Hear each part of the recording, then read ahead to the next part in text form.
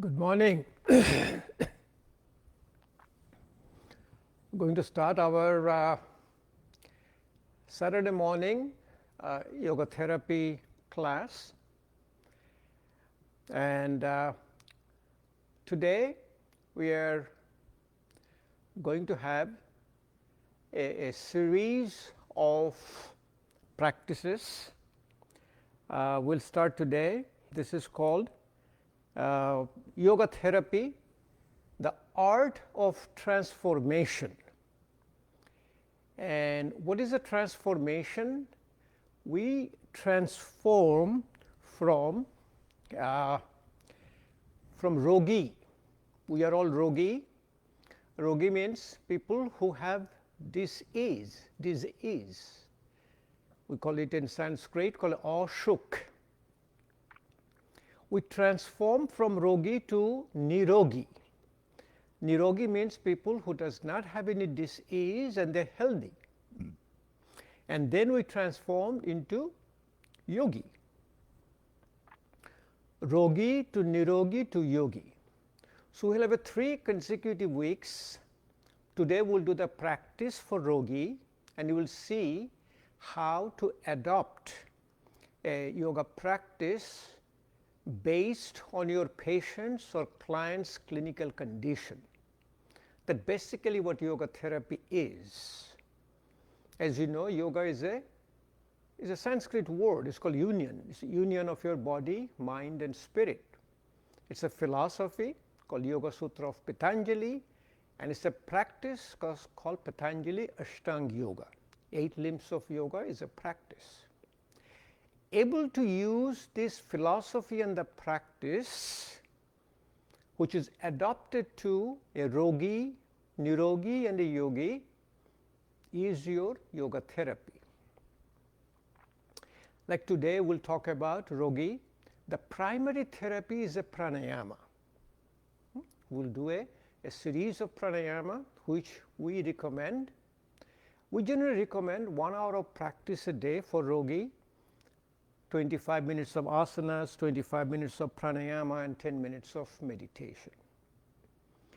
And we'll see most of our very asana practice will be very mild relaxation practices.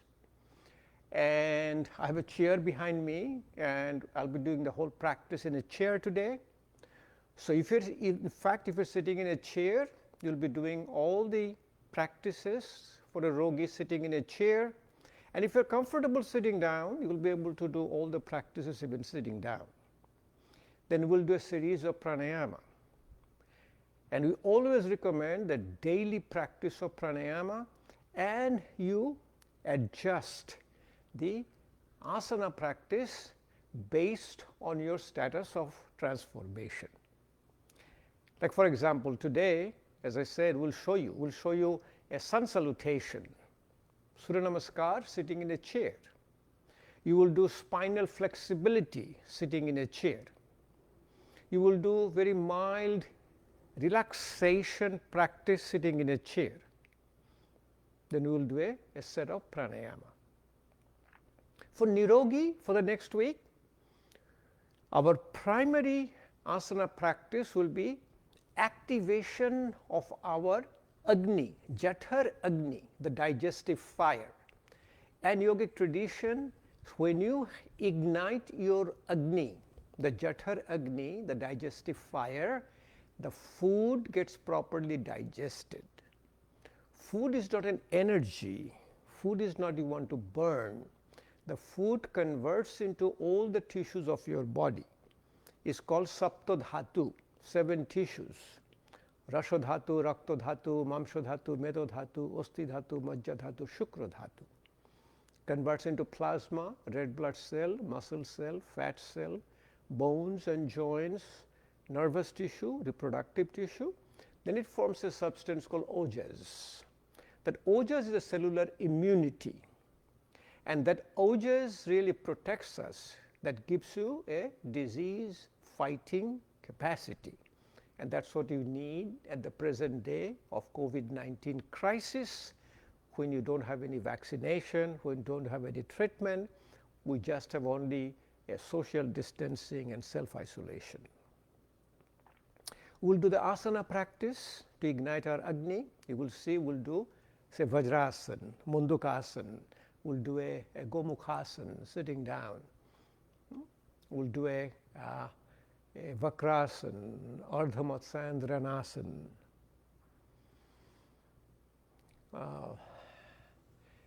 Then you'll see the laying down asanas.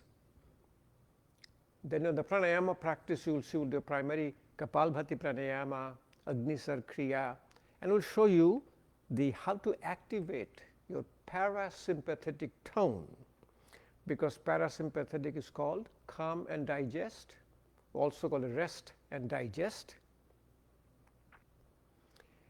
And digestion is primarily a parasympathetic. For the yogi, when you do the practice, you will see we'll do a lot of practices, but all will be effortless practice, because yogi will be able to do those practices. So, for example, when you do the yogis, we'll do a sun salutation, Surya Namaskar. We'll do a very therapeutic sun salutation. How to do it for your body type, Vata, Pitta and Kapha. We'll do a Dan Baitak. We'll do like a push-ups and sit-ups. The yogis became very strong doing push-ups and sit-ups. We'll be doing it along with your Bastrika pranayama, bellows, and I'll show you the technique, what the yogis do. Then also when you do your pranayama practice, you'll see yogis do a pranayama a little rapidly. But even in that rapid pranayama, it's their effortless, because they have been doing it for a long, long time. It's a very important just to do everything very effortlessly. So, for your practice today, say you are a yoga therapist or a physician, patient comes to you, patient has a multiple problem, multiple medical problem, and wants some help from you. The first you adopt, first you adopt an yogic, lifestyle. Very important. What is a yogic lifestyle? Yogic lifestyle basically means that what we do from waking up in the morning up to going to the sleep. And if you look at, all my presentations are in Facebook live video, and also they're uploaded on my YouTube channel. I think it was April 25th, Saturday. It's called Change Your Daily Routine and Change Your Life. And I showed all about how to do the daily practice. So, for example, for a Rogi, we tell them, if you can try to wake up between 4 to 5 in the morning, that is called Brahma Muhurta, time of our divine supreme being, Brahma Muhurta. And then we ask them to drink a glass of water. And generally, when you get a practice, we sit down in a squatting pose, and we drink our glass of water. And in a yogic tradition, if you cannot do it, you can sit in a chair when you are Rogi, because you are not accustomed to all the yogasanas. And then what we do, like here, we before going to bed, we have a nice, this is a yogic tradition of using a copper. We have a nice coaster. You get a glass of water in a copper container, keep it in your nightstand, and overnight it gets into room temperature. And copper is very much used in your yogic tradition.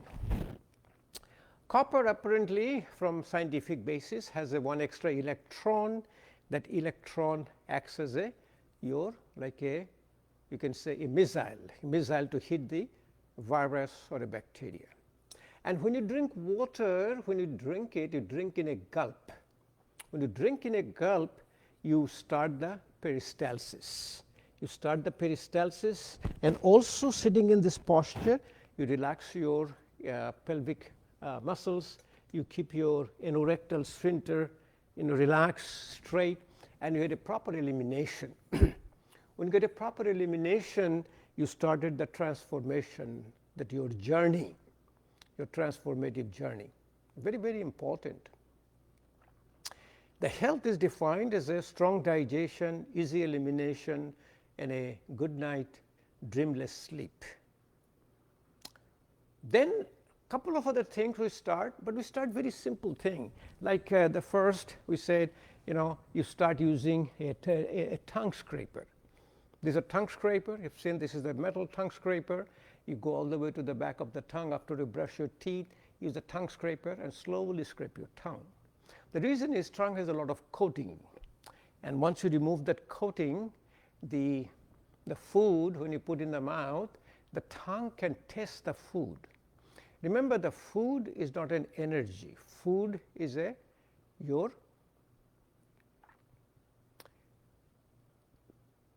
creating what is called your body tissue. And only way food works through its taste.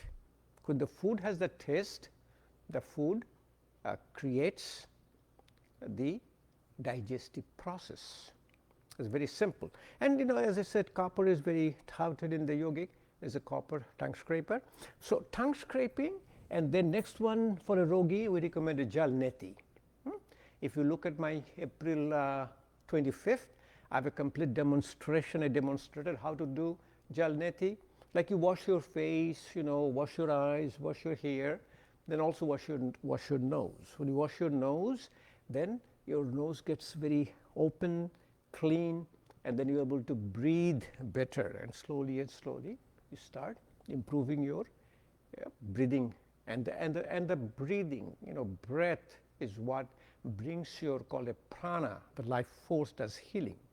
You put a little lukewarm water into non-iodized salt, put it through one nostril, close your eyes, breathe through your mouth. Initially you are very tight, water comes out. Slowly and slowly, when relaxation sets in, water will come out. Then it's a private practice. You blow your nostril, then you do to the other side, blow your nostril, do little Kapalbhati pranayama, and you get rid of the extra water. Look at that video on April 25th, you will know how to do it. Next one, you recommend that we say your main meal and shift the main meal to the lunchtime. Between 10 to 2, that's called a pitta time, is the time you get a proper digestion. Very important.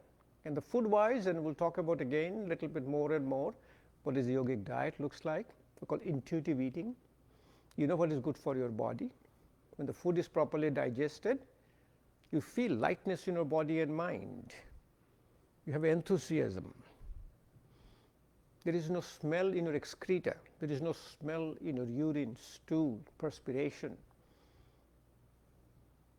You get a proper, appropriate natural urges. Coughing, sneezing, you are thirsty, you are hungry. There are 13 natural urges. We can talk about it a little later, but let's go ahead and start and practice. Okay, the first practice for a Rogi will be a simple asana practice, and let's start doing in a chair. Okay. So I have just put a chair in the back, and if you're sitting in the ground, you'll be able to do in the ground. Let's do today's practice will be practicing for your Rogis, and next Saturday the practice will be practice for NIROGIs, and then we will have a practice for your yogis after that. Okay.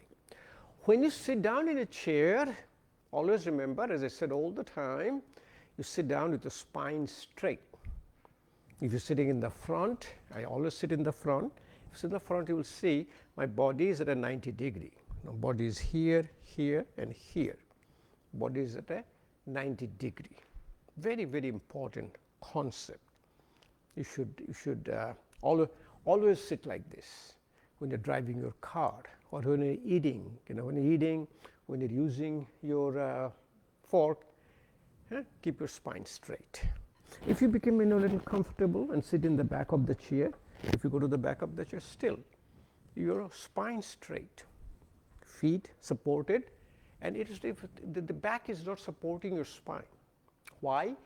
The muscles which keeps us in an erect posture, standing up, is called paraspinal muscles, muscles along the side of your spine. So what happens that your skeleton is going to fall down. When your skeleton is going to fall down, this muscle contracts and keeps you in an erect posture. Just give me a minute. I'm just watching. There's a call coming in.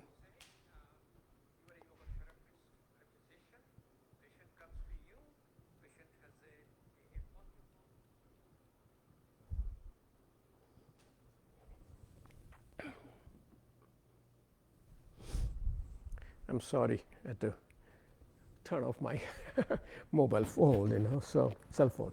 Okay, so you are sitting in a posture.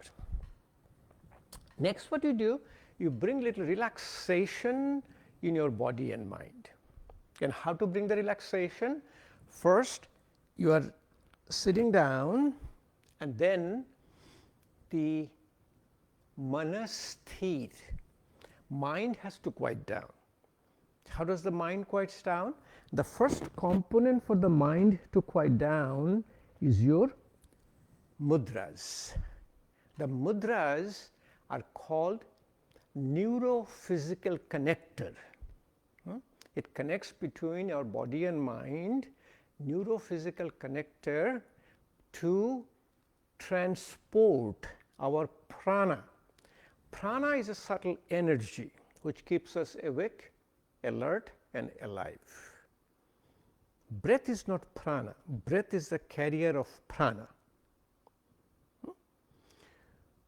Metaphorically, I always say the electricity is the prana.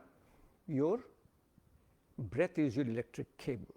So mudras. Mudras are called Hasta Mudra. The mudras in your hand, we call it health in your hand. There's a lot of other mudras. You have a mudra in our physical asanas. We'll do it one called Brahma Mudra, relaxation of your neck, called Yoga Mudra, relaxation of your lumbar area. You have a Viparit Karani Mudra, a very restorative yoga, putting your feet against the wall and relax. You have mudras of your eyes, mudras of your tongue. A lot of mudras, Shanmukhi Mudra, mudras of your face. So, a dance, nritya jog, dance yoga. So, touch your index finger and thumb. I did a whole session on health in your hand, the mudras in your hand. So, take a look at that. That is a very important session. Put it over your knees, and then your five senses. We see, we hear, we smell, we taste and touch. You have to quiet down our five senses. Five senses keeps us mind very awake and alert. Chanchalata. Mind is the content of your five senses. So when you literally quiet down your five senses, your mind quiets down. This is very important phenomenon. So close your eyes. So look at the components. I'm a Rogi. I came to see you. You are guiding me. And these are for me to do, possibly to do it even in the first day. Sitting in a chair, my spine straight, index finger and thumb, close my eyes. Next component is my breath. Breath is a powerful relaxer of your physical body. The reason being that breath is a connector between your body and mind. If you look at the computer language, in a computer language, body is a hardware, mind is a software, spirit is a programmer. Who is the programmer? I am the programmer.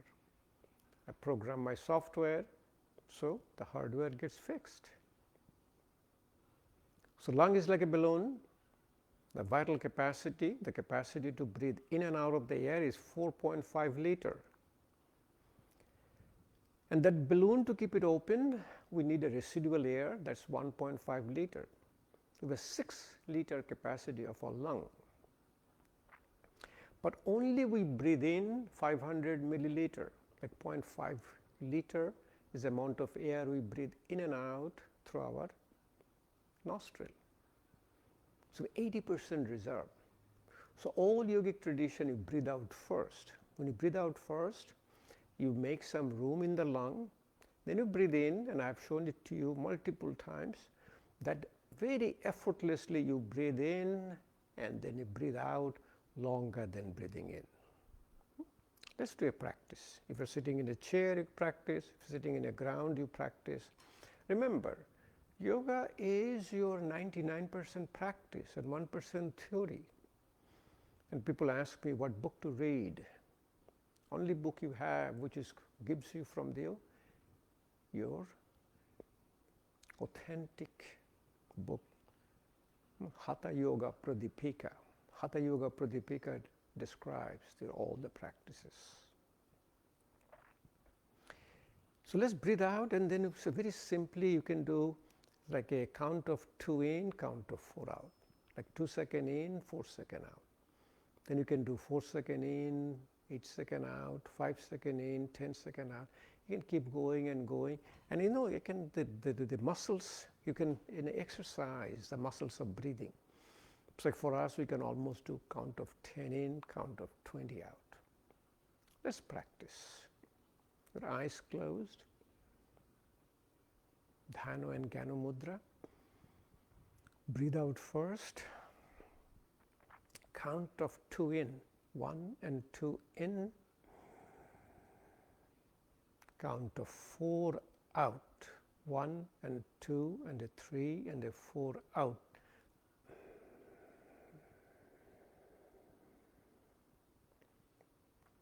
Let's progress slowly, and you will see exhalation is parasympathetic.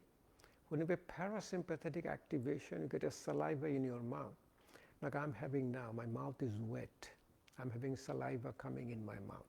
That's called parasympathetic activation. Let's do count of 4 in, count of 8 out.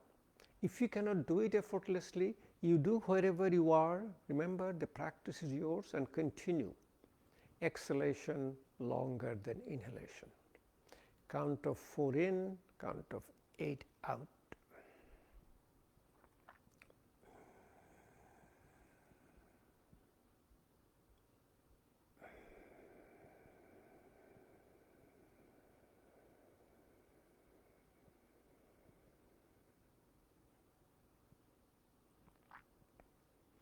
Let's see if we can progress. Count of 6 in, count of 12 out.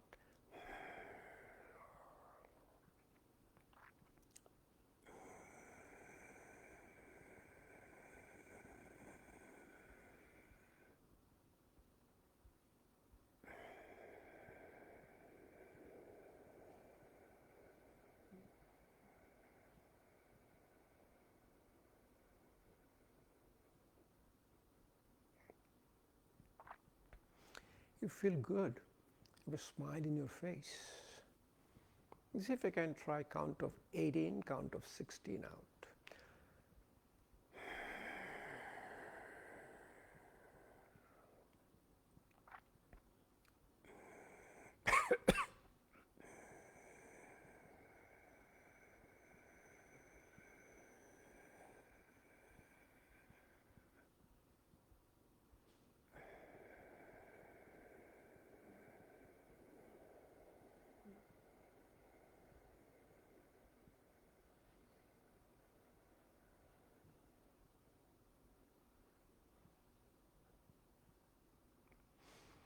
Will continue more and more. You can do count of 10 in, count of 20 out.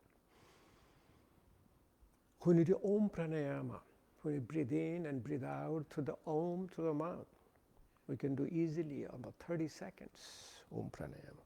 When you do that, you will feel, when you're touching the tip of your finger, and you will feel that You can feel even the pulsation. You feel little numbness. That is what is coming up. That happens that you are in a state of meditative process. Next, to quiet down your mind, you create a vibration. You create a vibration, brain has a vibration, two vibration cancels and quiets down your five senses. It's called Brahmari Pranayama, bumblebee breathing. You have all done with me before. Let's do it again, one more time. Let's do it about 3 Brahmari Pranayama to quiet down. You can do it in one mudra called a Shanmukhi Mudra. Shanmukhi Mudra means you are closing all of your 5 senses. And another nice way is that you put your index finger in between your eyebrows, that's called a third eye. Use your 3 fingers to close your eyes. Use a thumb to close your ear and close your mouth. You'll breathe out through all you'll do through your nose. You breathe out through your nose, then take a deep breath in through your nose and breathe out with the sound of a bumblebee. We'll do it 3 times. Let's do it all together. Breathe out first. Take a deep breath in through your nostril.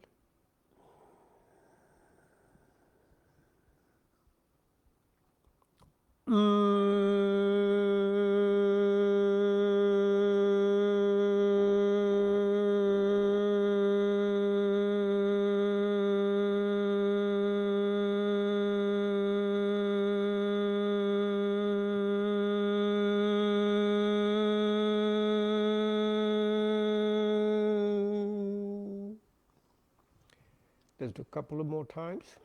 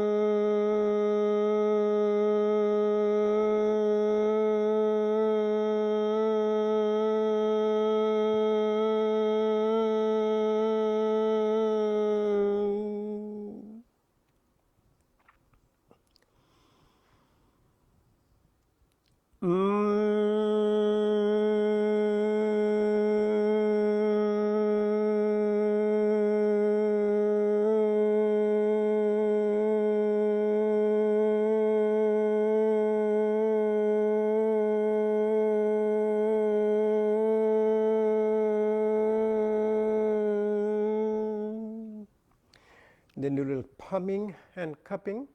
Take both the hands, keep rubbing your hands. Keep rubbing your hands. When you feel the warmth in your hand, if you're wearing glasses, you remove your glasses. Take the hands like a cup, put it over your eyes. Let the eyes take all the heat from your hand. Then massage your forehead, massage your eyes, massage your earlobe, your auricle, they call it the tragus, the external canal. These are all called the auricular branch of the vagus nerve, and the stimulating vagus nerve, very relaxation. Bring your face down, bring all the way in the neck, massage it on the both sides. This is called your carotid sinus. Carotid sinus massage brings your baroreceptor sensitivity. It brings a profound relaxation, vagal activation. So massage your back. You're in a profound level of relaxation. Then you do little relaxation, we call it a Sithilikaranasana. Then you will be doing in the chair, you will do a lot of asanas sitting in a chair, you'll be doing it. And it's a very important practice, you'll be doing it. So for the hand, as we say all the time, that you relax a hand with call a Balu Mushti Mudra. Balu Mushti Mudra means the way the baby closes their fist. Baby will take the hand, put the thumb inside and close. Thumb in. And you do this, by the time you do it all the time, if you're Rogi, you have arthritis, you have a pain, pain in the joint, in the hand, all will go away. because chronic pain is all due to tightness. So let's do with your breathing practice. Put your hand in front, breathe out first, take a deep breath in and close your fist. It's called the Adhi Mudra, Balo Mushti Mudra. Breathe in, breathe out. Next, try doing the eyes closed. When you do your eyes closed, you'll see your relaxation sets in a lot better. Breathe in, breathe out. Breathe in, breathe out. Wrist gets relaxed with extension. Breathe in, breathe out. You'll get rid of all the wrist pain, hand pain. It will be a wonderful practice if you continue. Yoga therapy is a very powerful medicine, but it's a very slow medicine. So you have to keep on doing it before you get the proper therapeutic effect. Many a time we can put our hand like this and the wrist gets relaxed. By the time you will be able to do it, your carpal tunnel pain will go away. All the problem, very interesting is when you're able to relax your upper extremities, the wrist and the hand, your whole upper extremity relaxes. Your tightness in the neck, cervical spondylitis goes away. And this is a thing we don't understand as a Western trained physician because we are reductionist. I have a neck, I'm looking at my neck. But in a yoga therapy practice, holistic, this means whole. I'm not interested about the disease you have. I'm interested about you, the whole person. The whole person gets relaxed. Relaxation of the shoulder. You all have done with me. You can do it. Put your hand in the shoulder. Slowly bring your elbows together. If you can touch it, it's fine. If not, wherever you are, what you're listening, body signal. What a body signal? Pain. There is no pain. You have effortless breathing. Bring it close to it and do with your eyes closed. You will see how beautifully relaxed you get. You breathe out first. Take a deep breath in and slowly rotate your shoulder with your breathing. This is breathe out. Breathe in the middle and breathe out. Remember, I'm a Rogi. I have multiple medical problems, I have multiple chronic diseases. I have diabetes, hypertension, osteoarthritis, I have a neuropsychiatric disorder, you can name it. I have a multiple sclerosis, I have a Parkinson's disease. And always balance, breathe in to the opposite side. Shoulder, frozen shoulder. Frozen shoulder is one of the most disability what we have at our, this is our mature age. We don't get old anymore. We get mature. We get seasoned. Very important terms. Converting your thought process. What the yoga therapy does for all of us? It transforms. See, changes are not sustainable. Yoga also said you cannot change anybody. You can only change yourself. When you change yourself, people around over will change. But the change is not sustainable. Change is temporary. But transformation is sustainable. Example being, a transformation means, look at a butterfly. You have a caterpillar converts into a butterfly. Think about it. When you convert to a butterfly, you can never go back to a caterpillar. So when you're Rogi, like us, have a lot of disease, transform into NIROGI, no disease. Then transform into Yogi. When you transform into Yogi, we can never go back to the Rogi anymore. So enjoy a quality of life. Okay. Your neck is very tight. And neck relaxation, you always put a little focus in your mind. Focus your mind again comes from your hand mudras. If you can looking at me, if you touch the tip of your fingers and put it gently over here, this is called your Hacen Mudra. It brings a focus in your mind. If you're anxious, anxiety goes away with your, called your Shankha Mudra. Very simple. You have two hands. I've done it so many times with you. Right hand wraps around your left thumb. Left hand wraps around your right hand. Touch your index finger and thumb. It looks like an conch shell. Always do it on the also opposite side to get a balance. Left hand wraps around your thumb. Right hand wraps around your left hand. Touch your index finger and thumb. This is your Shankha Mudra. And when you are really practicing, become yogi, which you can do with your eyes closed. Like for me, I can do it very simply with my eyes closed. Look at me, my eyes are closed. I'm wrapping my right hand around my left thumb, left hand around my right hand, touching my index finger and thumb. So wonderful Shankha Mudra removes my anxiety. So it brings the relaxation on me. Bring the balance back. It's called a Dhenu Mudra. Touching alternate finger of your hands. Like right index finger, touch the left middle finger. Left middle finger, touch the right index finger. Right ring finger touches the left little finger. Right little finger touches the left ring finger. Touch your thumb. It looks like an udder of a cow. This is called your Dhenu Mudra.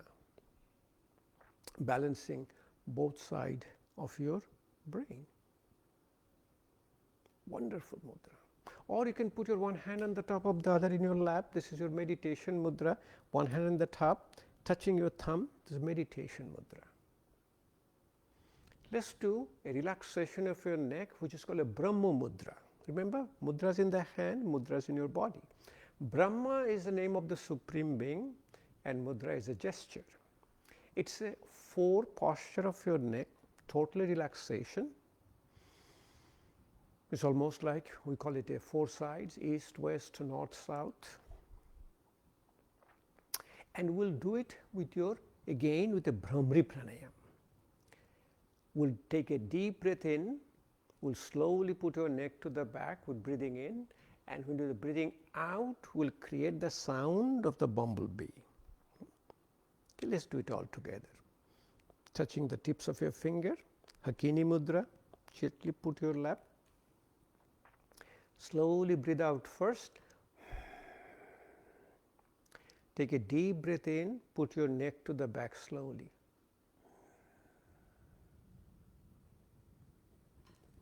And breathe out with the sound of a bumblebee, like this.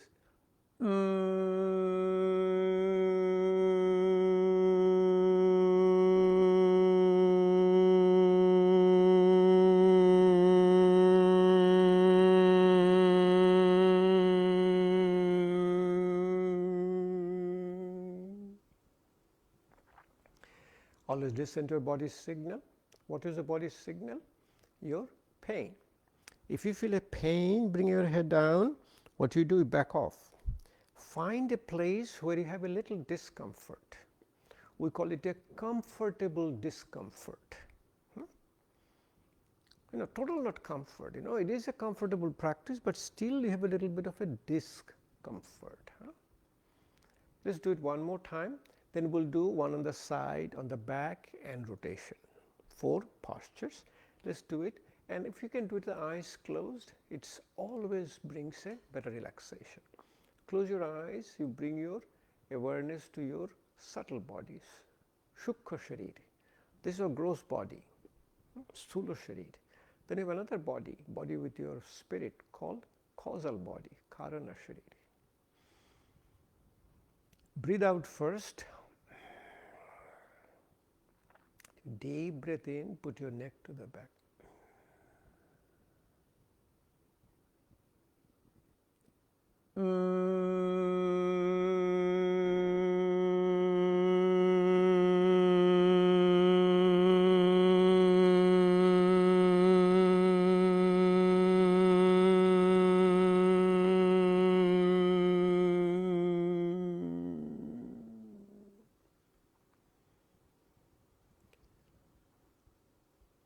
drop your head to both the sides. Breathe out first. Take a deep breath in.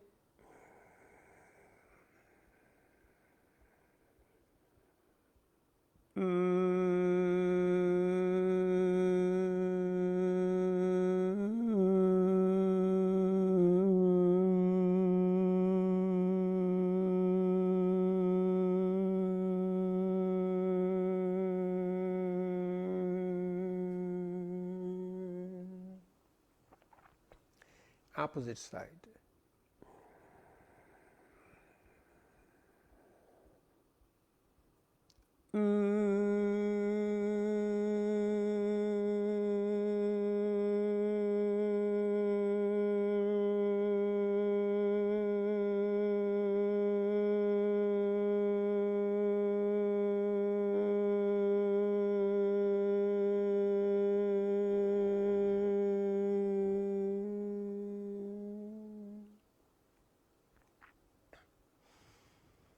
All the way to the back without turning your shoulders.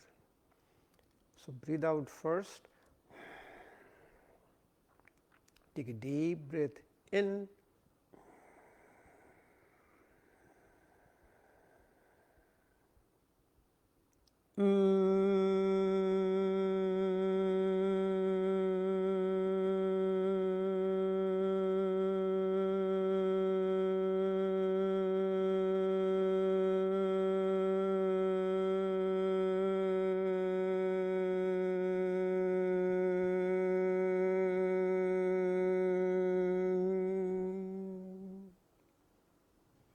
Opposite side. Breathe in first.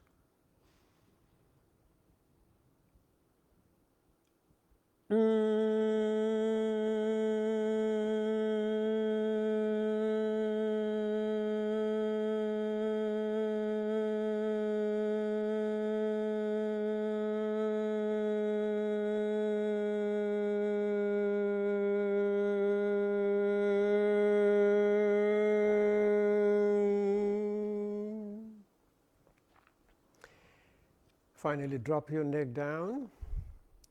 Breathe in the middle, and breathing out, turn it to the left, to the back, to the right.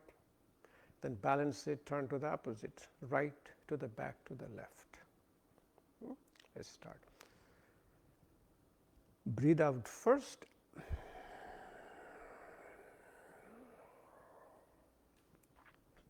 Take a deep breath in.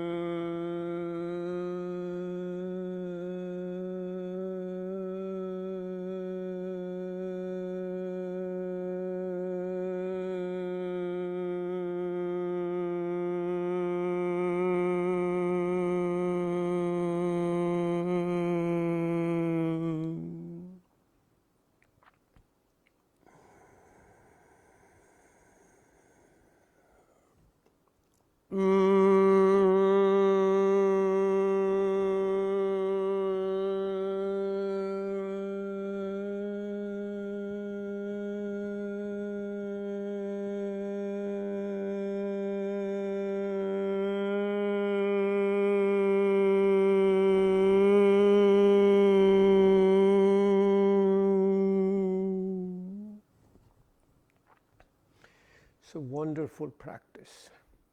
By the time you are able to do this, you will feel a transformation is already taking place within you. You will have some changes and transformation which you will be able to feel within yourself.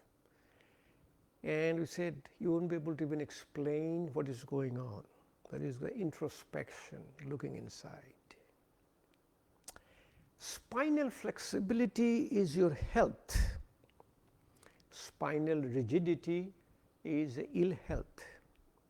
In fact, rigidity is itself ill health. Can we make it so fun of it? Our final rigidity we call the rigor mortis. When you die, our body becomes rigid, called rigor mortis.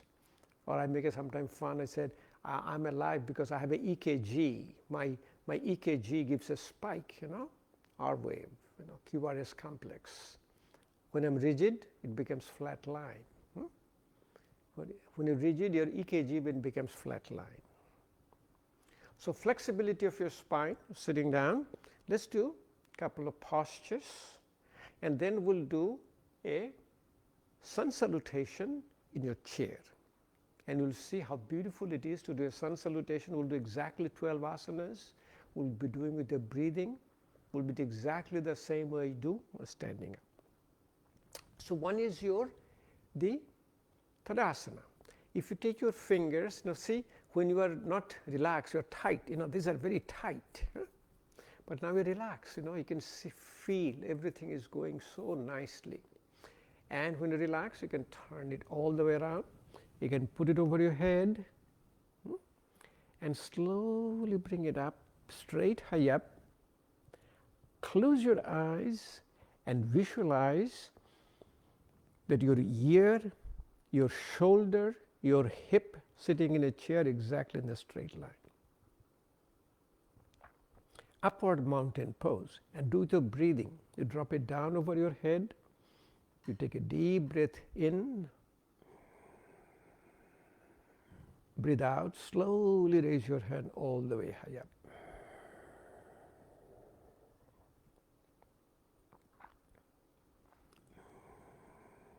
One more time, breathe in here and breathe out.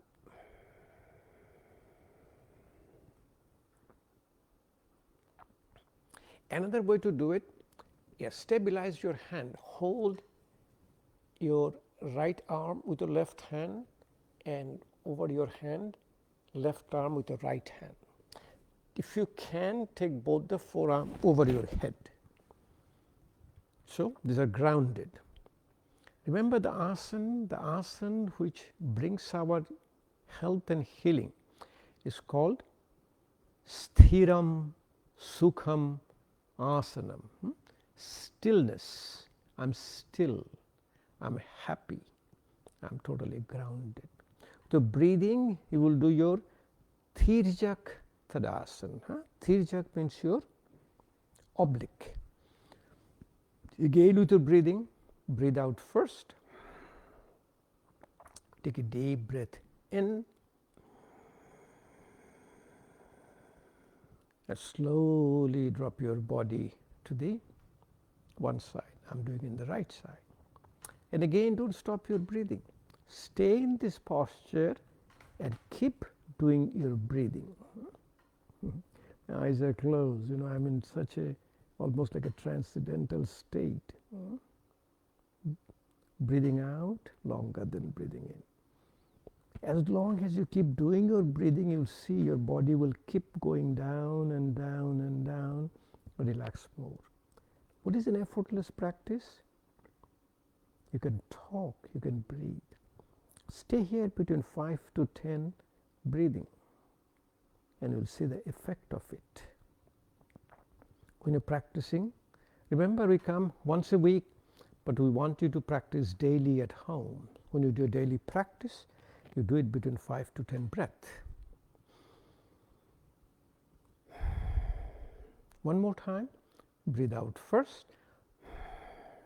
Take a deep breath in. Do the eyes closed. Breathing out, slowly go to the opposite side. And again, keep doing your breathing.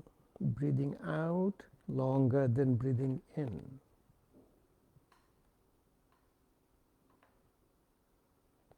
And stay in the posture, sit between 5 to 10 breaths.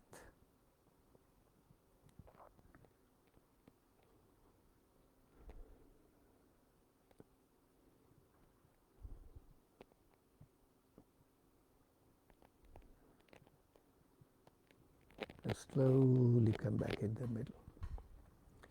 Remember one thing, this relaxation response increases your parasympathetic tone. It is a therapy for your gastrointestinal disorder. I get a couple of requests that I have a serious gastrointestinal disorder, what should I do? Remember, gastrointestinal system, the disease we have a tumor, benign or malignant, we have ulcers, we have inflammation, colitis, ulcerative colitis, Crohn's disease, autoimmune disease, and rest of the disease we have lots and lots of diseases in GI tract. But GI tract is called second brain. It is called your gut feeling. Most of the diseases are functional because we are trying to fight it out. It is sympathetic, burn it, run it, do a treadmilling. It's good. I do treadmill, I do weight training. But you need to create the parasympathetic activation. Spinal twist sitting in a chair.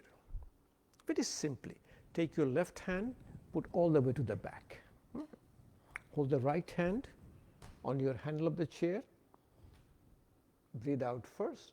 Take a deep breath in and slowly twist your body all the way to the back as much as you can. It goes all the way to the back. Again, staying in the pose, that's a therapy. Staying in the pose at least 5 to 10 breaths. Initially you won't be able to do it, but whatever initially it will allow your body, then you slowly come back. So I'm talking, I'm breathing, I'm totally effortless. And that's the practice should be, called effortless ease. That is the therapy for your dis-ease. D-I-S space E-A-S-E. That is our condition, dis-ease. Sanskrit is called ashuk. When all the shuk, happiness is gone. Right hand goes all the way to the back. A lot of people have your frozen shoulder pain. Then what you do? Remember, listen to your body's signal. You bring it here, even if it is here, it's okay. Hold wherever you can without pain. Do not create a pain in your body during asana practice. Do not do asana practice after taking a Tylenol or 2 Advil or 2 Aleve, get rid of pain. Pain is your defense. Pain is telling you for the transformation. So you go all the way to the back. Put your hand again on the left hand. Breathe out first. Take a deep breath in. And with the eyes closed, slowly turn your body all the way to the back. You'll be able to see in the middle of your room. And then, with your eyes closed, keep doing your breathing, breathing out longer than breathing in.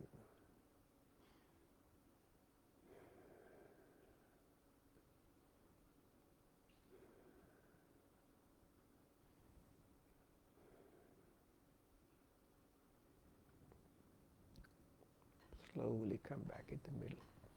I get this message all the time. The difficult asanas you are doing, you cannot. There is nothing called difficult asanas. What is difficult is to create this relaxation response, to create this parasympathetic activation. When you're able to create a relaxation response, all the asanas will come to you. You'll be able to do a Shirsasana headstand. You'll be able to do a Sarvangasana shoulder stand. Another thing I get all the time, what is my contraindication? Only the contraindication is you. Contraindication is your body and mind. Annamaya kosha to pranamaya kosha. You create an imbalance in your physical body. You create an imbalance in your breath. So it doesn't matter. And I said, I have a glaucoma in my eye, I have a heart problem, a lung problem, a kidney problem, liver problem. Everything is part of your physical body. The moment your breath catches, the moment your breath is not effortless, you are creating an imbalance in your body, physical body. Effortless breathing and no pain should be all, almost encrypted in your mind. So, Sun salutation. Sun salutation in a chair. Sun salutation is the asana for yogis. When you transform into yogis, we'll do a sun salutation, standing up. And all the yogis do in the morning, they do a sun salutation, then go to work. So it is almost done facing east, that's where the sun rises. And it is done with the breathing. You start with your, say if you start with the breathing out, you'll end up with the breathing in, 12 steps. If you do with the breathing in, you'll end up with breathing out. There's a breathing in every asanas. The name of the asanas is nice to know. If you're a yoga teacher, you should know. And each asana has a mantra with it. Mantra, the word mantra comes from man, called your mind. Tra is your quieting down, it quiets down your mind. Through what? Through your frequency. Our brain, our mind, our whole body has a frequency. That's our energy. Body equal to like E equal to mc squared. It's energy equal to mass times velocity squared.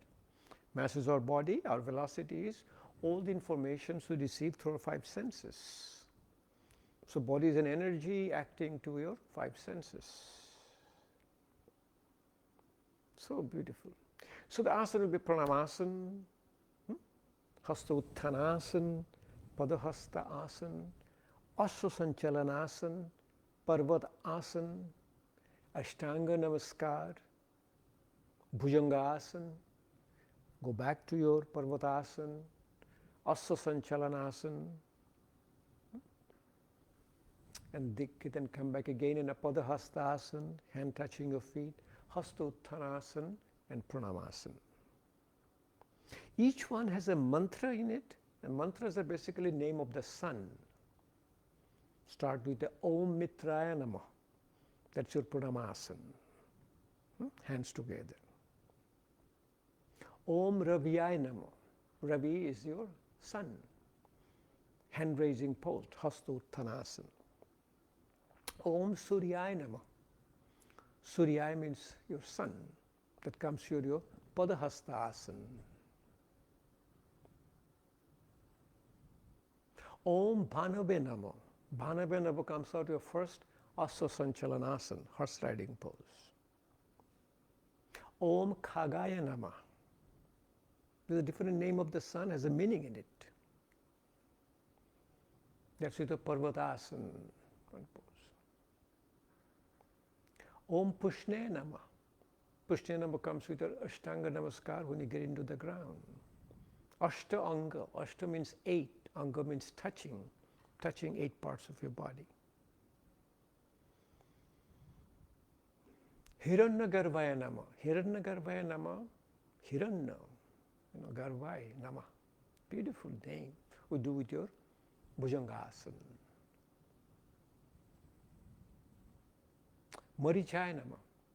Maricha Nama. You do it your next Parvatasana. Aditya Nama. Aditya Nama, you do it your next Sanchalan Asana. Savitriya Nama. You do it the next Padahasta Asana. Arke Nama. You do it the next Hasta Uttanasana. And Bhaskare Nama. Bhaskare Nama is the next Pranamasana. So, let's start. You should remember all this thing. And then all in my book, all in my DVDs and everything is all there. You are a yoga teacher, you should memorize all this stuff when you become a yoga therapy teacher. Hands in the front, Pranamasana. So breathing out. Breathe in, Hasta Uttanasana, hand raising pose. Raviyaya Nama, and breathing in. Hand goes all the way high up, do slowly. You can drop your hands down, keep your index finger together and look all the way to the back. And remember, do it very slowly, very gently, very coordinated way. Hasta Uttanasana. Breathing out, Padahastasana, hand touching your feet. Slowly you come down and it's a Suryaya Nama. If wherever you can come down, if you can come all the way down, it's very nice. If you come all the way down, feet are separated and head comes towards your knee. Padahastasana. Then slowly get up. Breathe in. Asa Sanchalanasana, horse riding pose.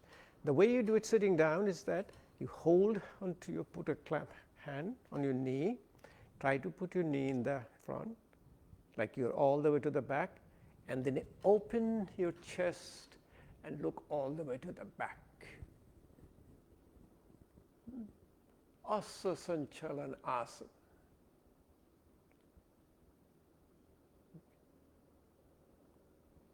Bhanavenam. Parvatasana, breathing out, slowly bring your feet all the way high up. If you can, have your hand and slowly bring your head down all the way towards your knee. Parvatasana.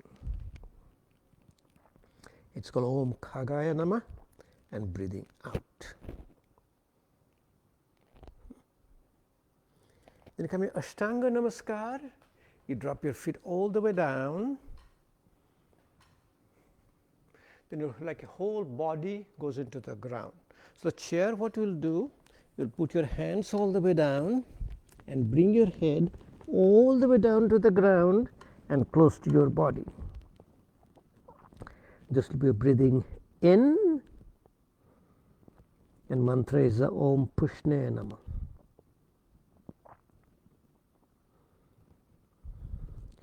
Then you get into a Bhujangasana. Slowly and slowly you get up, hold your hand in both the knees, and slowly do your extension from the lumbar area, chest area and the neck area. Slowly go all the way to the back. Basically it's a chest opening pose. I've done in other way also. I've been holding, so if you can hold it here, rest, and open your chest and look up. Bhujanga Asana. Called Hiranyagarbhaya Nama, and breathe out. Slowly come back again, back to your Parvatasana. Now this time you do with your other side, sitting in a chair. Normally we do it on both feet. So here you bring the feet all the way high up. Put your body here and slowly drop your head down, come to your knee. Parvatasana. Maricha Nama, and breathe in.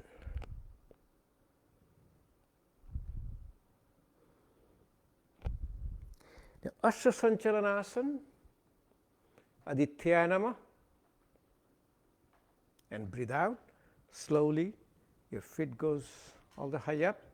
Open your chest and look high up. Asha Sanchalanasana, opposite side. Aditya Nama.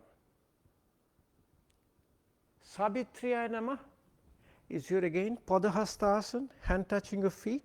Feet is on the ground, little separation. Then your hand all the way coming down. Slowly comes down in the front first. And hand on both sides. This is your breathing in. Breathing out, Arke Nama, and Hasta Uttanasana, hands together like this. This way you can get a focus. If you drop your fingers down, keep your index finger and thumb, you can take a look at it. This is very good for your Vata people who are very mobile in their body and mind. Go all the way high up. This is your Hasta Uttanasana. Breathe out and Arke Nama, and slowly come in the front in a Pranayama. This will be breathing in and your Bhaskaraya Nama. So 12 asanas, 12 steps. We start from the breathing out and finish in breathing in. And there were the 12 mantras, quiet our mind. Those are the name of your sun, 12 name of your sun. And each one has a different meaning, and it's all there in my book, all the meanings are there. Generally, we do sun salutation in a pair. We do sun salutation in 2, in 4, in 6, and 8. And when you are transform into yogi, we do 108. So, International Day of Yoga is coming. That's in June 21st. And generally, International Day of Yoga, we do 108 sun salutation. And a couple of my yogi friends, they're going after 1008 sun salutation. 1008 is a very spiritual number in yoga. Let's do one more. This time, we'll just very nice way breathing with her, and little bit of more coordinated and little faster, which is very nice for your kapha people. This time we'll do opposite breathing. Last one is started breathing out. This is breathing in. Breathe in, Pranayama. Breathe out, Hasta, hand raising pose. Breathing out. Breathing in, Padahastasana, hand touching your feet. Hand comes down on the both sides and head comes towards your knee.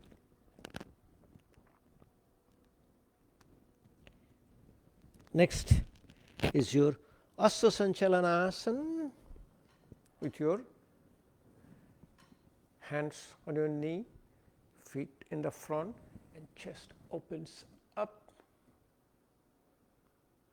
So breathing out. Parvat, bring your feet all the way high up to your seat, hands on this side, and head comes close to your knee.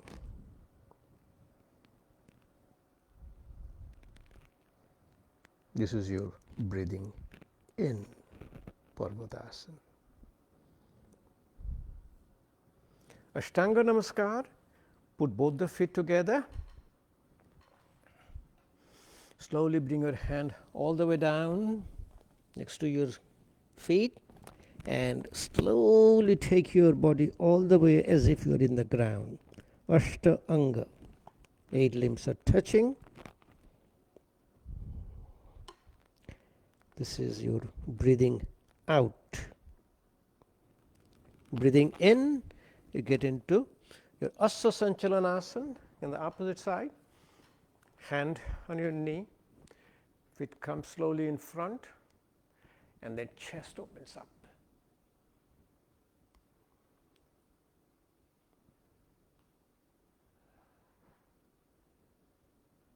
Slowly, then you go to your Parvat. Take your feet all the way high up.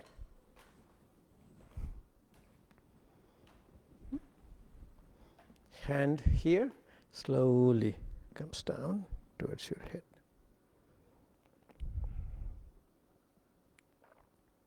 This is breathing in, Parvat.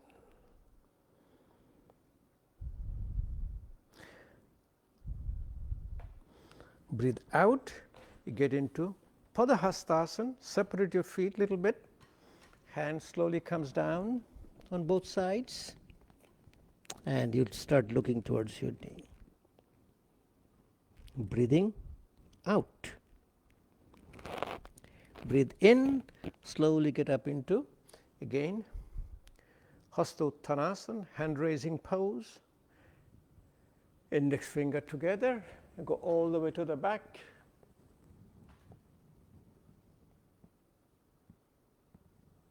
And breathing out, hand comes in the front, Pranayama. This is the therapeutic sun salutation. You started with the breathing in, ended with breathing out, and if you look at it, you have really relaxed the whole part of your body. Any asanas you can name, you can do sitting in a chair. Very powerful asana is your, say, Trikonasana, triangle pose. You can put your one hand in your waist or one hand in your, on your handle. Take your other hand high up. Slowly drop your hand on the side and then drop in on one side as far as go down and body will come down. It's a wonderful practice. Stay in the pose with your eyes closed, breathing out longer than breathing in, and slowly get up. You'll be doing same thing.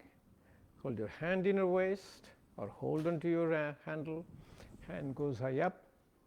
Breathing out first. Take a deep breath in. Slowly body goes on the one side.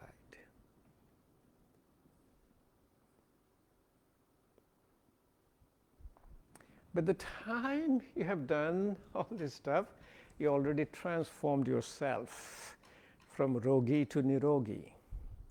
And it varies from person to person. I have people who has done it, in a week's the transfer, take 4 to 6 weeks. You got neuroplasticity. You say it needs about 20 to 30 or sometimes 30 to 40 input for the brain to change. Next, the most therapeutic effect is your pranayama.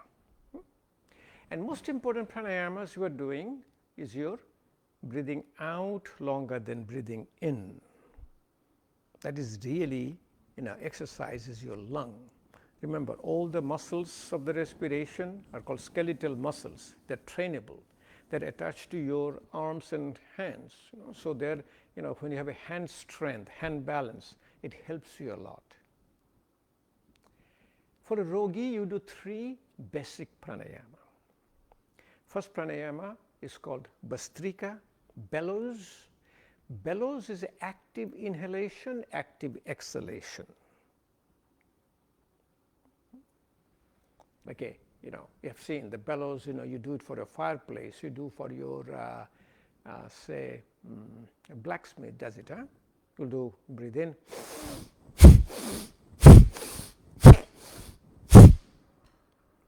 People ask me, when do you breathe in, when do you breathe out? If you do a very gentle practice, you breathe in before a muscle contracts. Muscle needs oxygen. So if you're doing, say, for the biceps muscle, you'll be doing contraction. So you'll be breathing in like this. Breathing out, you will do it. Once you understand that you breathe in before a muscle contracts, you will have no confusion. But in a Bhastrika pranayama, you do it with your physical movement, but do it very simply and gently. For the people with Rogi, they are not able to do much pranayama because the lung is not used to it. They have a, COPD, congestive heart failure, they have asthma, they have a pulmonary fibrosis. Let them do whatever they can.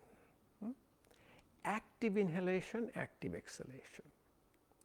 Going against the grain of your habit also is a yoga. So my normal breathing was active inhalation, passive exhalation. And use your hand mudras. Hand mudras are very powerful for pranayama practice. Pranayam, prana is the life force, yam is the control and restraint. It's the 4th limb of the 8 limbs of yoga practice. And the hand mudras are a neurophysical connector to move the prana to the organ of healing. It's called pranic healing. We'll do a little bit when you do a very simple meditation today. Dhyana mudra, Jnana mudra, very important, quiet down your mind. Index finger down is called a Vayu mudra, it quiets down your vata, controls your pain. This is your Shunya mudra, controls your hearing. Prithvi mudra, grounding, diabetes, obesity. A Varun Mudra, little finger and thumb, controls your bladder function, fluid in your body. Little finger, ring finger and thumb, Shakti Mudra or a Prana Mudra, gives you strength. Middle finger, ring finger and thumb, Apana Mudra, cleaning Mudra, Pachan Mudra. It digests everything in your body. Put your index finger down, Apna Vayu Mudra. So let's do very simple mudras.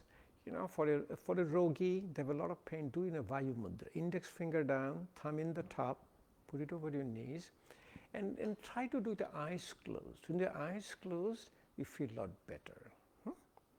So the way it will be, you breathe out first.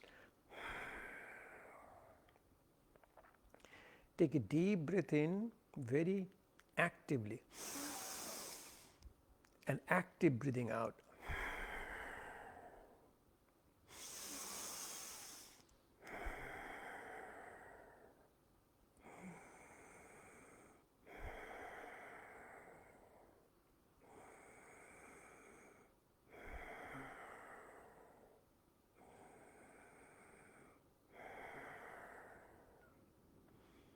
At home, you do it a little bit more and more and longer, you will feel the difference. Your whole lung will get empty and you will be able to breathe in. That is called your yogic breathing. It's called 3 steps breathing. You fill up lower part of the lung, middle part of the lung, upper part of the lung. It will be like this. When you breathe out, it's also a 3-part breathing out.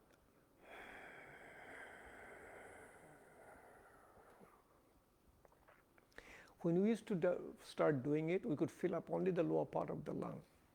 Slowly and slowly fill up middle part of the lung and upper part of the lung. This Bhastrika Pranayama also is a pain reliever because it causes called aerobic glycolysis. End product of our metabolism is glucose. It combines with oxygen, which it brings more oxygen, forms a carbon dioxide, water, and ATP. ATP is an energy, adenosine triphosphate, which becomes like your catabolic energy, metabolic energy, anabolic energy. In Ayurveda, they call it a Vata, Pitta, and Kapha.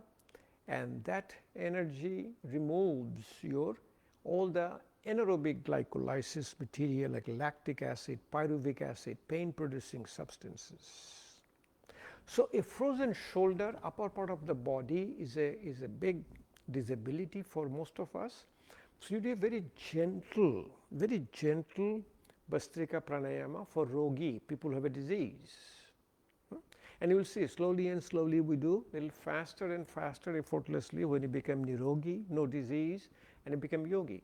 So here, if you slowly raise your hands high up, and then you breathe out first, take a deep breath in, and active exhalation, slowly pull it down. And do your yogic fist. Slowly go high up.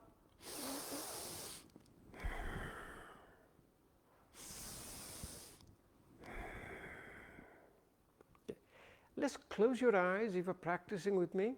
Let's do just simply 20 counts if you can, and then we slowly and slowly increase. Generally, when you become NIROGI and Yogi, we do about 3 to 4 minutes of your Bhastrika Pranayama. So let's do it just about 15 to 20 counts, slowly.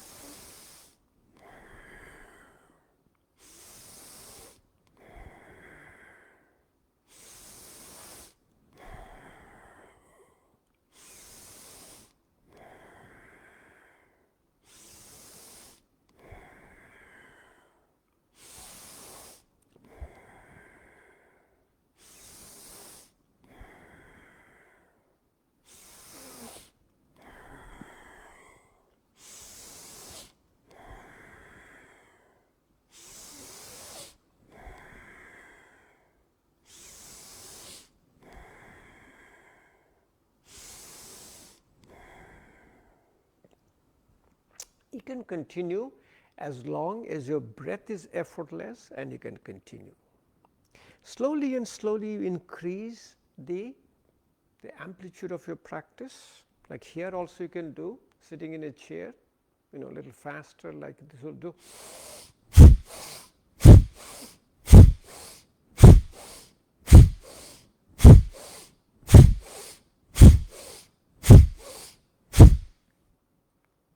You can keep doing it. You can keep doing it for as long as you have any effort.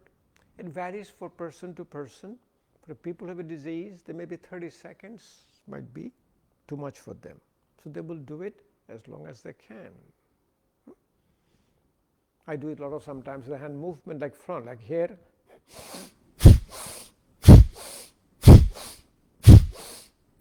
But slowly and very effortlessly.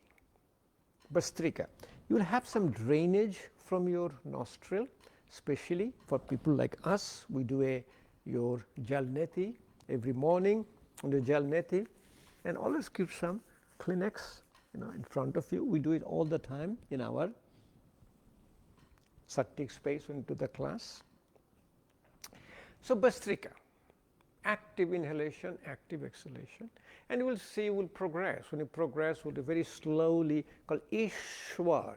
Then you do call a Soham, you call it Vishnu, very rapid, and we'll do it slowly and slowly in our this series. The next series, next one will be to practice for a NIROGI, people who are healthy, people who have no disease. Final one will be practice for a Yogi, people who has mastered this practice.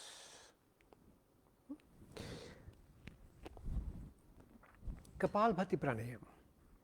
Kapalbhati. Kapal is a forehead, Bhati is a shining. This is called your Agni Pradhan Pranayama. Agni is your fire within you.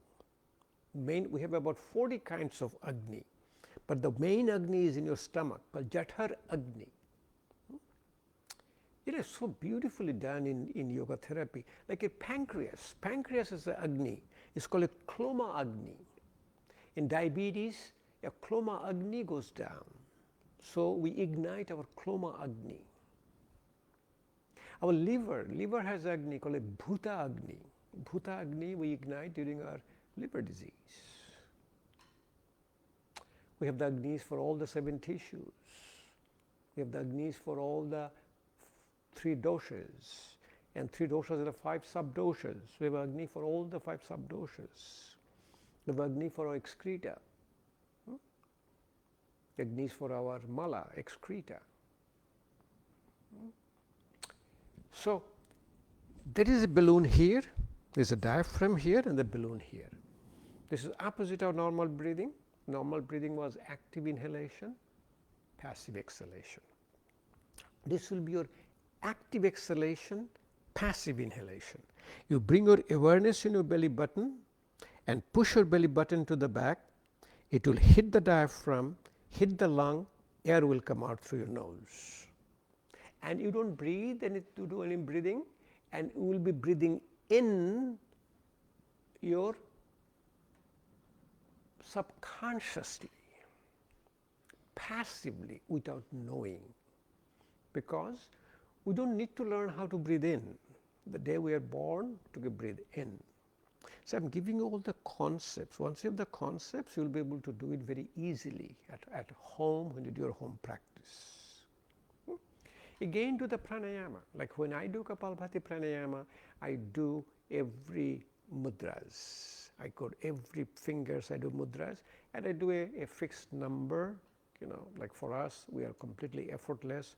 We generally try to do between 5 to 10 minutes. But for all of you who are Rogi, you do it only when your body will allow until effect. So look at me now. My belly button will go back, air will come out.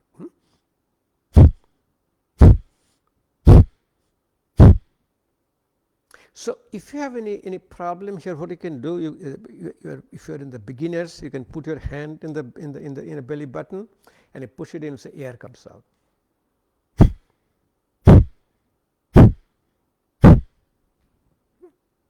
And people always have a coordinating. So I said, okay, see if we can do a little coughing. Let's cough a little bit. What you're doing, you're blowing through your mouth and you're pushing your belly button in.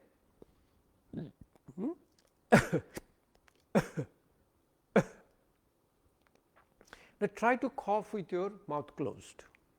Mouth is closed, try to cough.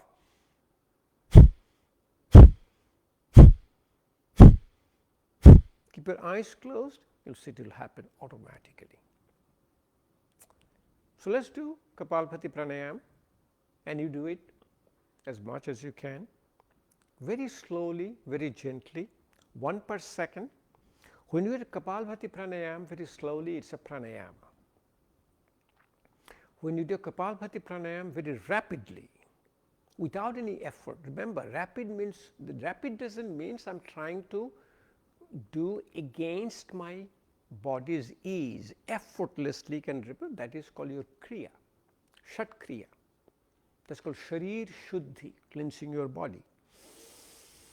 So you can breathe in and out. We are having a position now, we can breathe in maybe about 3-4 times what the normal tidal volume is. Okay. Touch your index finger and thumb.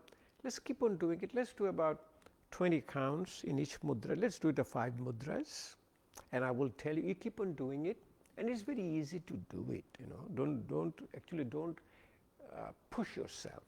Let it come to you. Keep your spine straight. Keep your spine straight. This is your manasthir. Mind is quiet.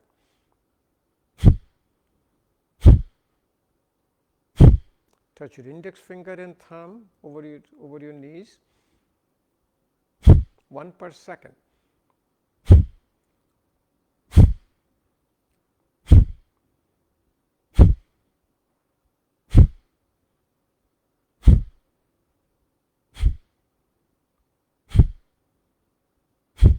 Bend your index finger down, thumb in the top. This is your Vayu Mudra. You keep doing it. Let me tell you the benefit of this pranayama. You're massaging your liver, massaging your stomach, massaging your spleen, massaging your pancreas, massaging your small intestine, massaging your colon. For female, you're massaging your uterus, massaging your tubes, massaging your ovaries. For men, you're massaging your prostate gland.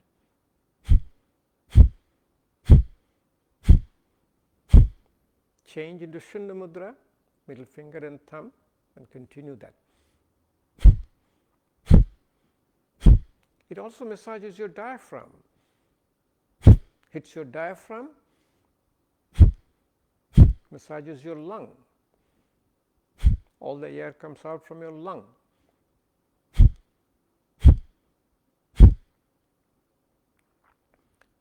So when you hit the lung, all the residual air, which is a toxic carbon dioxide, toxic material, all comes out. This is called detoxifying pranayama. Get the oxygen back in, all the toxins are removed, ignites your Agni, and looks like you are glowing. That is called Kapalbhati. Kapal, around your forehead there is a light. If you see a picture of Jesus, picture of Buddha, you will see the aura around their face. That happens, you develop an aura around your face. Touch your ring finger and thumb, called Prithvi Mudra, grounding for diabetes and obesity.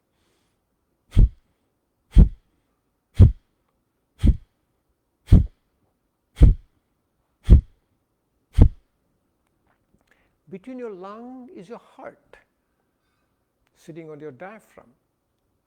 So when you hit the diaphragm from the bottom, you are also massaging your heart, massaging it very gently.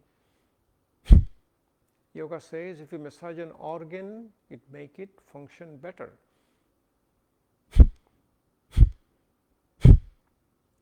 We do massage our heart. Like when you had a, say, heart stops, called cardiac arrest, we do a chest compression called cardiopulmonary resuscitation. We put a chest compression to massage our heart. Or even in the emergency room with a thoracic surgery, heart stops. If you do it, we do a mini thoracotomy. Open your chest, put our hand inside, literally squeeze our heart. Look at that. This is doing from inside, massaging our heart from inside. We call it internal CPR. Wonderful practice. It cuts down your truncal obesity. Truncal obesity is the root cause for all of our disease. Touch your little finger and thumb. Varun Mudra helps bladder function, fluid in the body. So when you have your extra calories in your body thinks it's called thriftogen hypothesis. Keep doing it. Let me tell you how it works. Body thinks there is no food tomorrow. Body stores it as a fat. This fat is not outside. This fat is inside your abdomen. It is called a omental fat. Omental fat, it covers all of your intestine. When you do abdominal surgery, when you open the abdomen, first we just put the omental fat on one side before you can access to other organs in the abdomen. Omental fat is like an endocrine organ. It secretes adiponectin, secretes pro-inflammatory molecule. Touch your little finger, ring finger and thumb, called Shakti Mudra or Prana Mudra.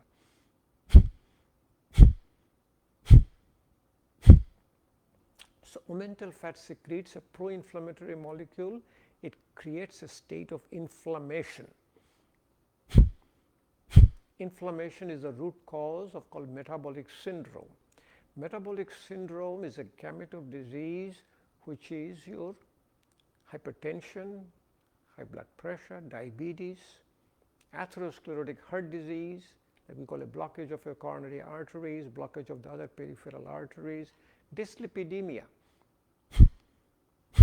means abnormal fat in the blood, which is a high cholesterol, and for the Asian Indian population is a high triglyceride and a low HDL. HDL is your good cholesterol. Their triglyceride is very high, HDL is low. There is one of the factor for a high incidence of coronary artery disease in the Asian Indian population.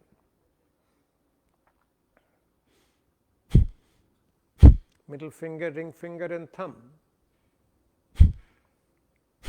Apna Mudra, Pachan Mudra. It digests, removes all the excess of our body.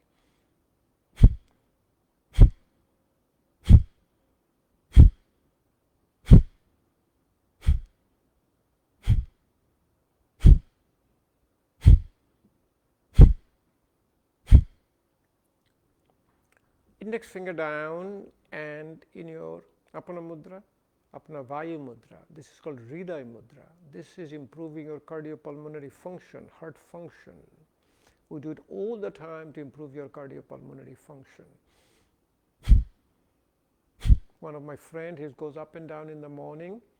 His house is on 13th floor. He climbs 13th floor high up in the morning. During climbing, he puts his hand in a called Hriday Mudra, a heart mudra. It improves the pulmonary function. Wonderful practice. And then when you do, you keep support your spine, like if you do in a chair, keep support your chair. Chair is very good for pranayama. Many a time I sit down next to a little wall. I go all the way to the back, keep my back supported, and keeping doing it with the eyes closed. Believe me, in a short time, I'm in a transcendental state. It's a wonderful practice. How long? As long as the body will allow, without any effort. And for us, when you keep on doing it, we do between 5 to 10 minutes. That is our target. Not today, not tomorrow, not day after tomorrow, but we'll reach the target, because it says in yoga, in stages, impossible become possible. Wonderful statement. Actually, a statement by Desikachar. Desikachar used to say all the time, in stages, impossible become possible. For the people with Rogi, next practice is your alternate nostril breathing, Anulom Vilom Pranayam, and then also you do little bit of called your breath holding. One of the powerful breath holding is called your Savitri Pranayam. Another breath holding, you do a breath holding with a chin lock, is called your Musha Pranayam. We'll do it for next week when you are called NIROGI. But let's do a little Savitri Pranayam. A Savitri Pranayam, you breathe in. Breathe in is called inhalation, and in yoga is called a Puraka, Purak, filling up. Then you do the breath holding. It's called Rechak. And when you do the breath holding in inhalation, it's called Abhantarin Rechak. Inhalation followed by breath holding, and English is called a retention. Then you breathe out, exhalation, that is called your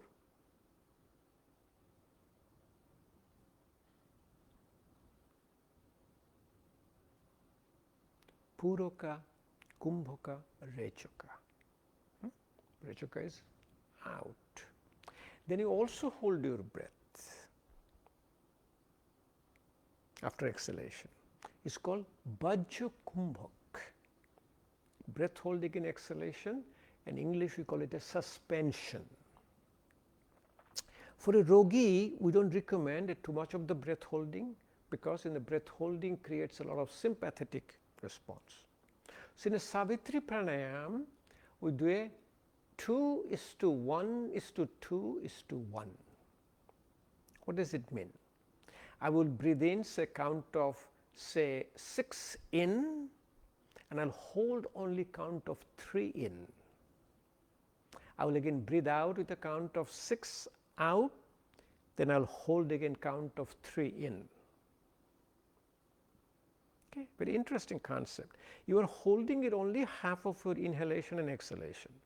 And when you become a NIROGI, you will be seeing, you will be holding it almost 4 times of your inhalation.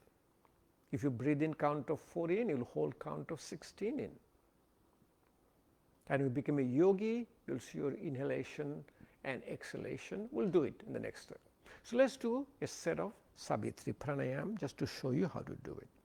Let's do 6-3-6-3. Again, touch your index finger and thumb, put it over your knees, breathe out first,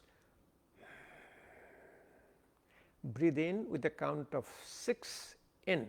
The way you count is 1 and a 2 and a 3 and a 4 and a 5 and a 6. So breathe out, breathe in, count of 6 in.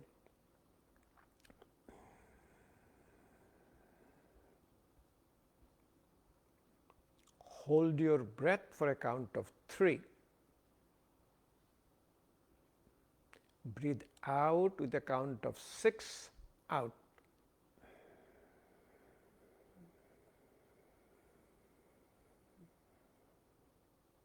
Hold for a count of 3.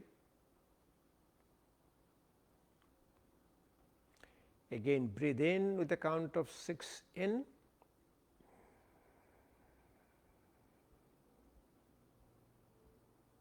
Hold for a count of 3 in. Breathe out with a count of 6 out.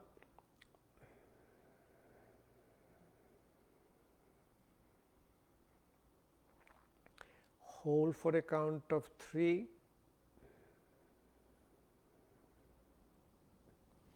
Wonderful practice. In fact, it is so much of relaxation. You see, I already have some saliva in my mouth. So I've been talking almost hour and a half, maybe more, but I don't have any dryness in my mouth. The dryness is due to your sympathetic overdrive. Savitri Pranayama. Anulom Vilom Pranayama, alternate nostril breathing, and then when you became a NIROGI, next week we'll be doing breath holding with alternate nostril breathing. That is called a Nadi Shuddhi Pranayama.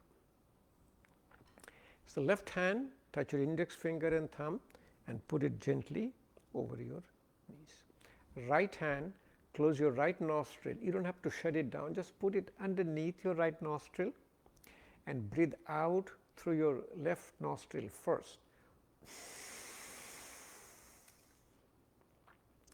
Breathe in through your left nostril.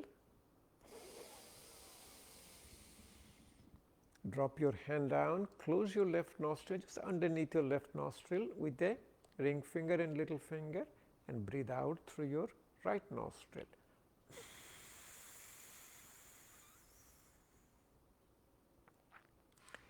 Breathe in through your right nostril.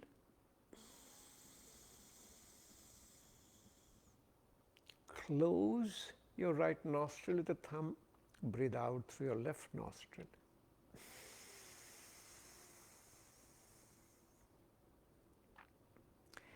Now you bring your awareness to your breathing. Best way to do it, with your eyes closed, take your index finger and the middle finger, called a Vishnu Mudra, put it in between your eyebrows, that's your third eye, keep your whole spine straight and keep doing alternate nostril breathing, and again do your Dhyana Mudra or Jnana Mudra, left hand. I have shown you before, you can also hold your left earlobe to balance it. Let's do it today.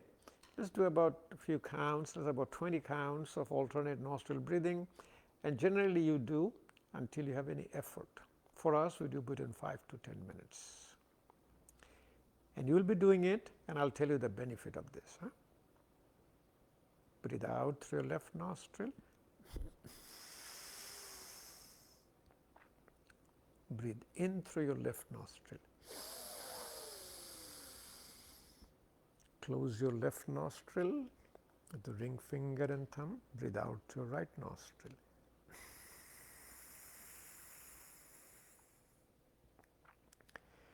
Breathe in through your right nostril.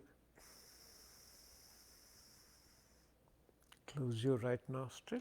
Breathe out through your left nostril.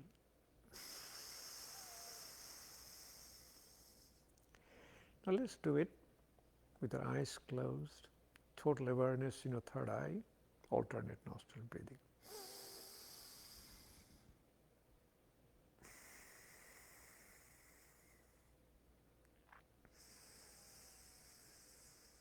You keep on doing it, let me tell you the benefit. Left nostril is controlled by your right brain. Right brain is intuitive, right brain is female, right brain is artistic, right brain is cooling. Left nostril breathing is called Ida. Ida Nari is called your Chandra Nari, moon energy, female energy, cooling energy.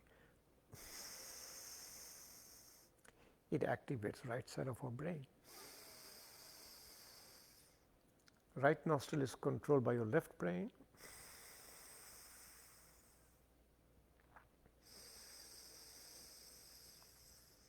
Left brain is analytical, left brain is male, left brain is hitting.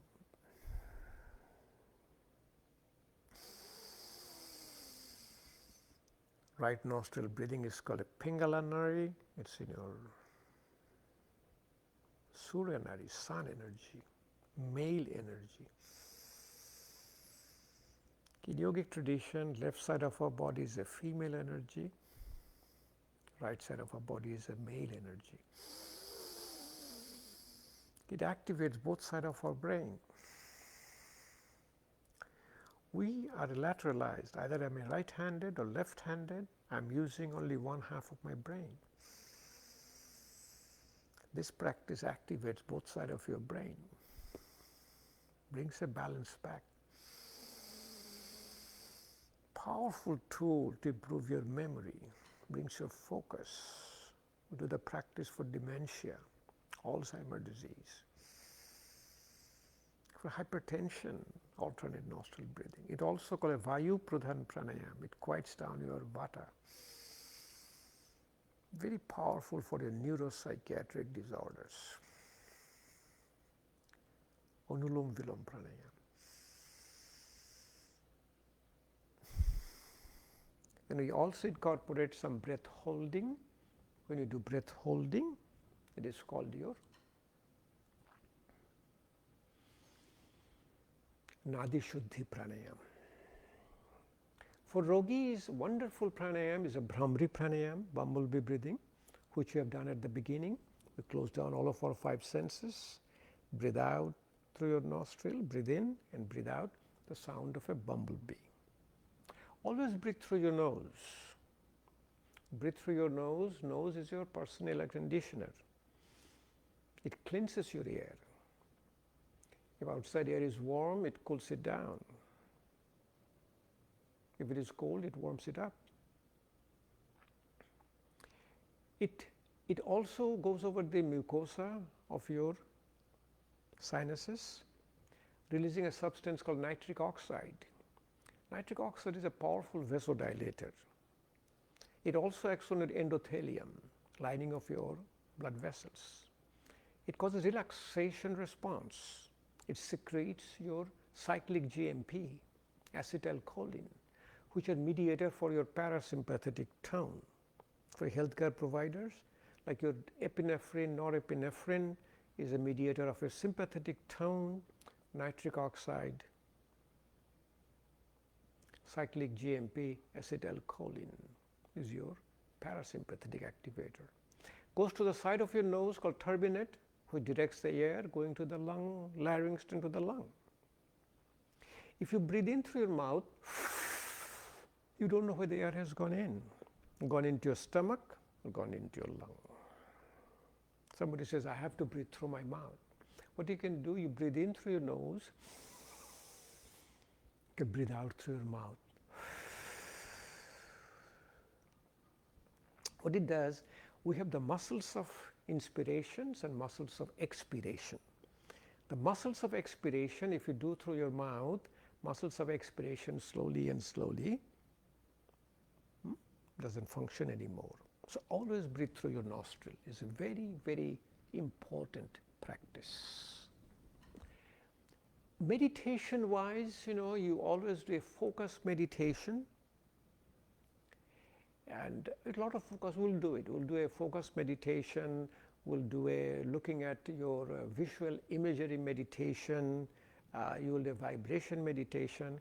But let's today, for yogis, you do a called therapeutic meditation. Therapeutic meditation is called a chakra awakening meditation. Along the line of our spine, yogis, when they close their eyes, they saw a color in the nature. And a color in the nature was a color of the rainbows.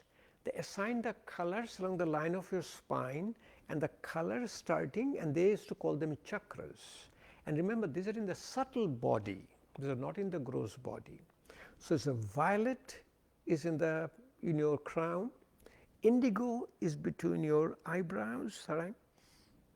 It's called the Agga chakra, blue at the level of your throat, which is connected to your respiratory system, the one which is violet connected to your nervous system.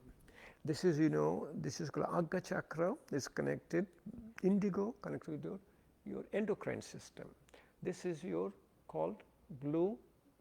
Vishuddha chakra connects your respiratory system. And then is your green, Anahata chakra, the heart chakra at the level of your heart. And all has a structure.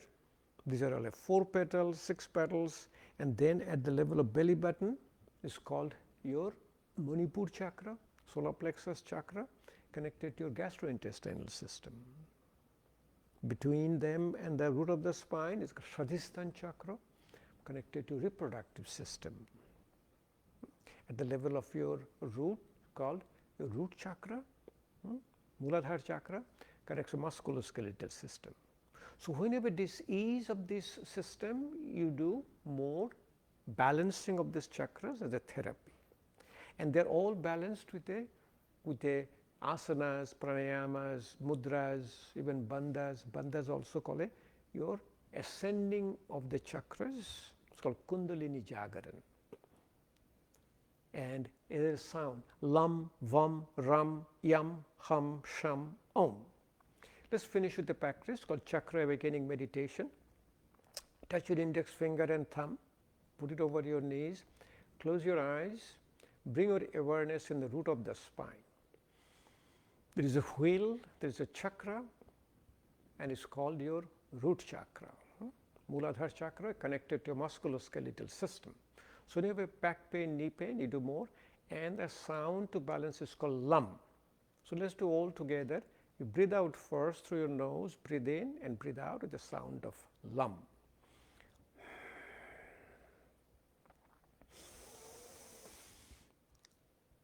Lam.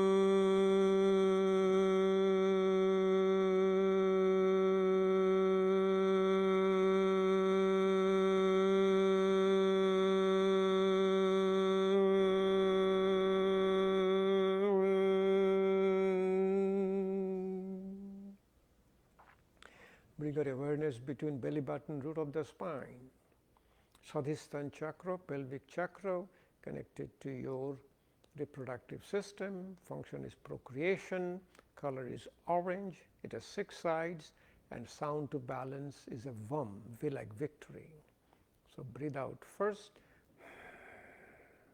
Take a deep breath in.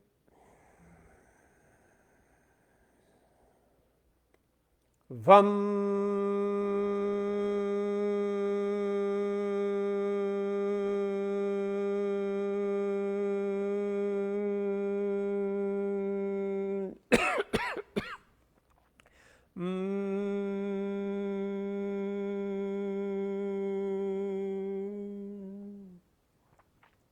Bring your awareness to a belly button, Manipur chakra, solar plexus chakra. Color is yellow, 10 sides or 10 petals, connected to gastrointestinal system.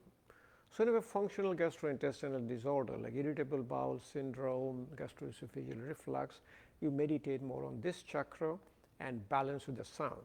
Lam, vam, this is called a ram, or like Robert. So, breathe out first. Take a deep breath in. Ram.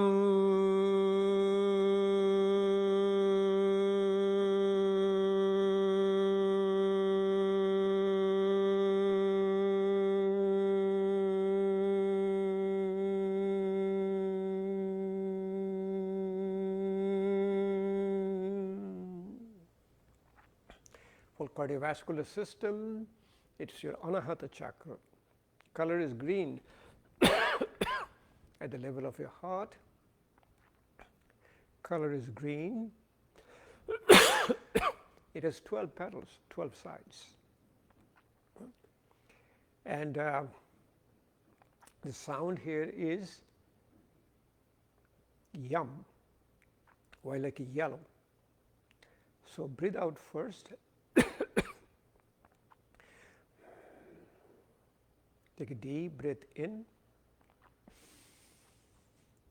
Yum.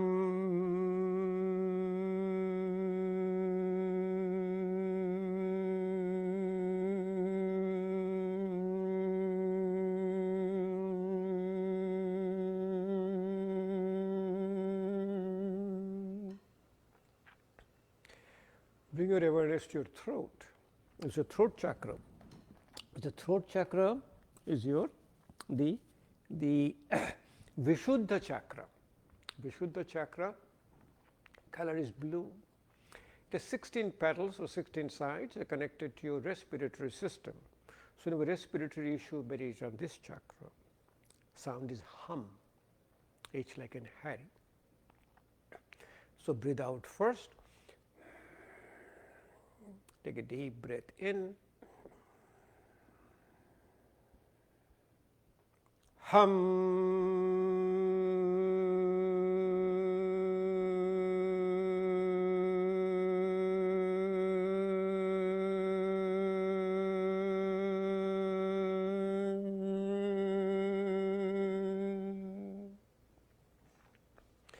Bring your awareness in between your eyebrows. Agga chakra, 6th chakra.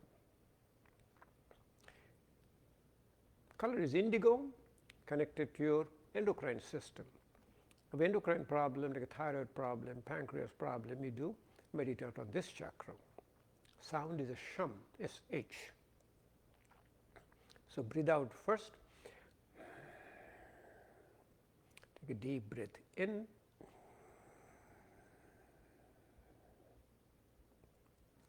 Sham.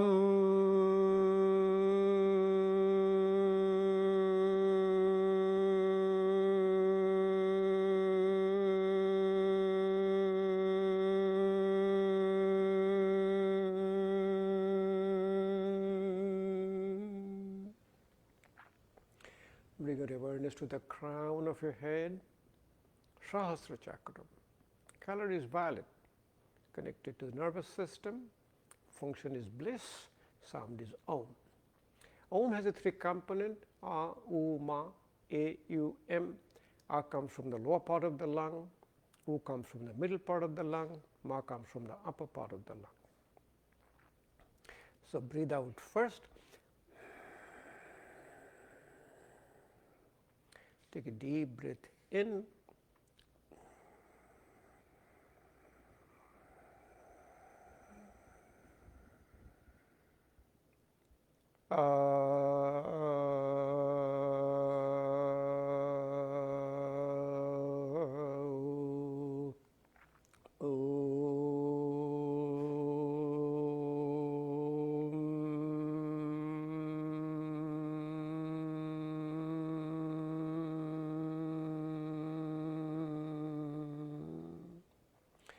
Slowly bring your hand in front of you. Touch your little finger and thumb. Separate your ring finger, middle finger and index finger. Lotus Mudra, Padma Mudra. It connects between a body, mind and spirit. Slowly bring it close to your heart at the level of your Anahata chakra, heart chakra. Then bring it to your really physical heart. The heart is the site of your soul. And this conversion from Rogi to NIROGI, it is called wellness. We have an illness. Illness is the disease. Wellness is the art of self-healing. Physical wellness, mental wellness, spiritual wellness. All 3 wellness causes healing of our body, transform from Rogi to NIROGI to Yogi. From disease to no disease to a functional yogic life. Hands together again in front of your heart chakra. Finally finish again with the palming and cupping. Keep rubbing your hands, keep rubbing your hands. When you feel the warmth in your hand, if you're wearing glasses, remove your glasses, take both the hands, put it like a cup, put it over your eyes, let the eyes take all the heat from your hand, and then slowly massage your forehead, massage your eyes, massage your earlobe, your back of the ear, auricle, your tragus inside your ear, all the way down to the neck, massaging your carotid sinuses, front and back, and it's a wonderful practice. So you convert it now, transform. Remember, very important thing, change is not sustainable, but transformation is. Thank you. So we'll continue the series next week. Our practice will be practice for a NIROGI. NIROGI means person who has no disease and who are healthy. I see a lot of comments, questions, one after another, but I will go ahead and take a look at them and I'll try to answer all of them.